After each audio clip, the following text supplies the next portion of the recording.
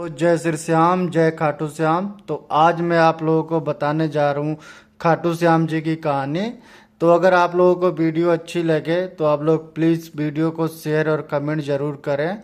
मैंने आप लोगों को पिछली वीडियो में भी खाटू श्याम जी की कहानी बता रखी है, तो आप लोग अगर वीडियो को जाके देखें, अगर वीडियो पसंद है तो आप लोग ज़रूर उस वीडियो को पे लाइक और कमेंट करें। तो सबसे पहले मैं आप लोगों का धन्यवाद कि आप लोगों की वजह से मुझे यूट्यूब सिल्वर बटन मिल चुका है। तो आप लोग ऐसे ही सपोर्ट और ऐसे ही प्यार देते रहें और खाटू श्याम जी आप लोगों के ऊपर आशीर्वाद बनाए रखें।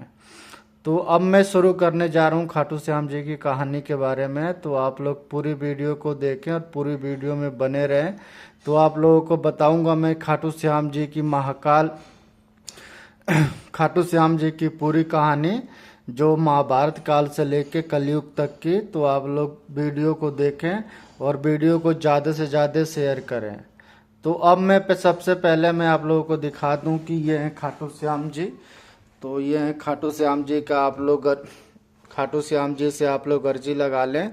ये खाटू श्याम जी। तो ये हैं बजरंगबली जी, ये हैं साईं बाबा, ये है गणेश भगवान, और ये है माँ दुर्गा, और ये है महादेव, कालों के काल महाकाल, ये है माता लक्ष्मी, और ये है खाटू श्याम जी, और ये है माँ दुर्गा। तो आप लोग सबका आशीर्वाद ले लें और माता रानी आप लोगों की अर्जी को स्वीकार करें। खाटू श्याम जी, आप लोग वीडियो को ऐसे सपोर्ट करते रहें।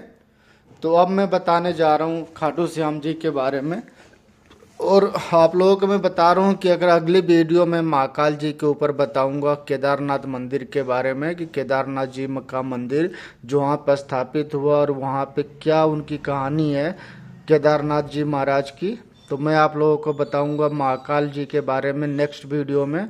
तो आज मैं बताने जा रहा हूँ खाटू श्याम जी के बारे में। तो खाटू श्याम जी का नाम बर्बरिक था, जो भीम के पुत्र और घटोत्कच के पुत्र थे, और इनकी माता का नाम मोरवी था। ये महाभारत काल की कहानी है कि जब खाटू श्याम जी बचपन से ही तपस्वी और वीर थे, तो इन्होंने तपस्या से इन्होंने 3 बाणों का वरदान इनको मिला था कि ये 3 बाण से महाभारत काल के युद्ध को पराजित कर सकते हैं। और इन्होंने जो वरदान जो इनको मिला था कि इन्होंने संकल्प लिया था कि जो हारेगा मैं उसी का सहारा बनूंगा। तो खाटू श्याम जी ने उस टाइम महाभारत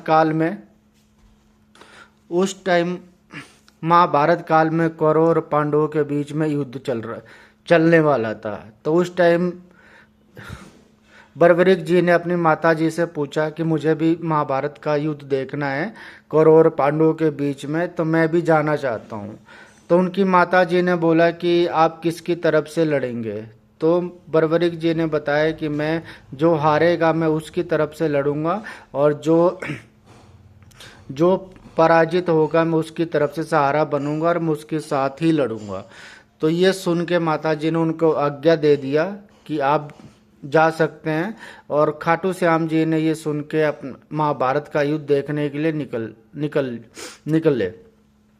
तो रास्ते में ये बात श्री कृष्ण भगवान जी को पता चला कि यहाँ पे बर्बरिक जी भी आ रहे हैं जो युद्ध देखने के लिए, और उन्होंने संकल्प लिया हुआ है कि जो हारेगा मैं उसकी तरफ से लड़ूंगा।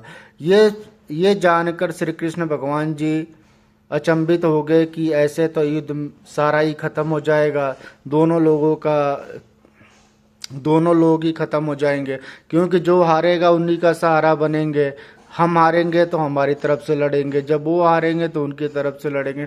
तो ऐसे ही हो जाएगी कौरव और पांडवों के बीच, कौरव और पांडव दोनों खत्म हो जाएंगे। तो फिर जब इनको पता चला तो श्री कृष्ण भगवान जी साधु के भेष में इनको रास्ते में रोक लिया। रास्ते में रोकने के बाद इन्होंने बोला कि हाँ बताइए आपने किस लिए रोका है। तो श्री कृष्ण भगवान जी ने बोला कि आप कहाँ जा रहे हैं। तो इन्होंने बोला कि मैं महाभारत का युद्ध देखने जा रहा हूँ जो कौरव और पांडवों के बीच में है। तो इन्होंने बोला कि आप युद्ध किससे लड़ेंगे। तो इन्होंने बोला है कि ये 3 बाण जो है मैं इन 3 बाणों से मैं युद्ध लड़ूंगा और देखूंगा। ये बात सुन के श्री कृष्ण भगवान जी ने कहा कि ये 3 बाण से आप उस युद्ध में क्या कर सकते हैं, ये 3 बाणों से तो इतने बड़े युद्ध में इस 3 बाण से आप कुछ नहीं होगा। तो बर्बरिक जी ने बोला कि ये 3 बाण से मैं पूरे युद्ध को खत्म कर सकता हूँ। तो ये बात सुनकर श्री कृष्ण भगवान जी ने बोले कि वो कैसे आप खत्म कर सकते हैं। तो उन्होंने बोला कि मेरे को 3 बाणों से मैं पूरे महाभारत का युद्ध को मैं खत्म कर सकता हूँ। तो वहाँ पे पीपल का पेड़ था। तो उन्होंने श्री कृष्ण भगवान जी ने बोला कि अगर आपके पास इतनी शक्ति है, अगर इन 3 बाणों से आप महाभारत का युद्ध जीत सकते हैं, तो आप इन पीपल के पेड़ में छेद करके दिखाएं। तो इन्होंने एक तीर से सारे पीपल के पेड़ों में छेद कर दिया था, और छेद करने के बाद उसमें एक पेड़ का पत्ता श्री कृष्ण भगवान जी ने अपने पैरों के नीचे छुपा लिया था। इससे ये हुआ कि उन्होंने एक पेड़ पे जो छेद, एक पत्ते पे छेद नहीं हो पाया और बाकी सारे पेड़ों पे पत्तों पर उन्होंने छेद कर दिया था।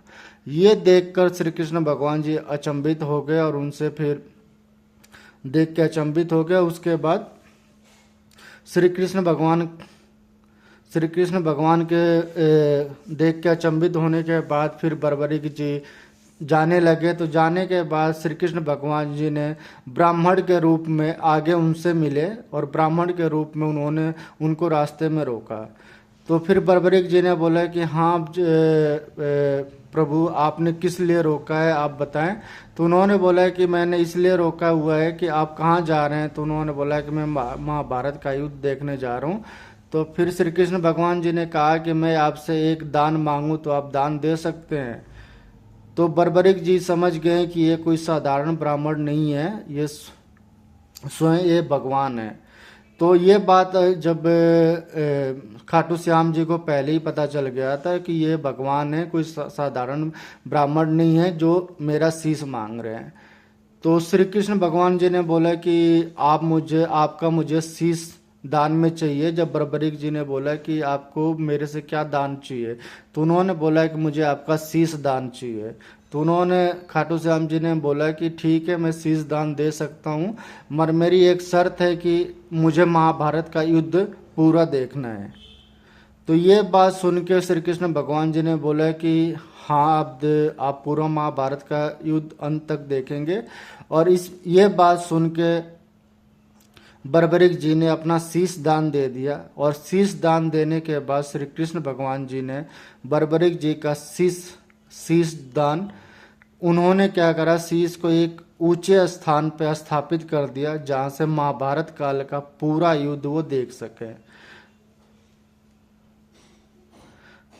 तो वहां पे शीश दान इन्होंने श्री कृष्ण भगवान जी ने उस ऊंचे स्थान पे रख दिया। ऊंचे स्थान पे रखने के बाद उन्होंने बर्बरिक जी ने पूरा युद्ध देखा। युद्ध देखने के बाद श्री कृष्ण भगवान जी ने उनको बोला कि आपको कलयुग में श्री कृष्ण के नाम से, मतलब श्याम जी के नाम से जाना जाएगा, जो श्री कृष्ण भगवान जी ने उनको श्याम का नाम दिया था। और उन्होंने श्री कृष्ण भगवान जी ने यह भी कहा था कि कलयुग में आपको जो भी हारे का सहारा, जो भी होगा, जो भी आपके दरवाजे पे, चौखट पे आएगा और आपके मंदिर पे आएगा, आप उनकी सारी मनोकामना पूरी करेंगे और सारी मन्नतें उनकी पूरी होगी। और एक वरदान खाटू श्याम जी को ये भी मिला हुआ है कि अगर सारे दरबार से अगर आप हार चुके हैं, उसके बाद भी अगर खाटू श्याम जी अगर चाह दें कि हमें उस सबके काट के मैं आपको आशीर्वाद दे दूं, तो उनके अंदर ये भी वरदान है कि उनको हार को भी वो जीत में बदल सकते हैं। तो खाटू श्याम जी ये कलयुग में एक ऐसे भगवान है कि इनकी पूजा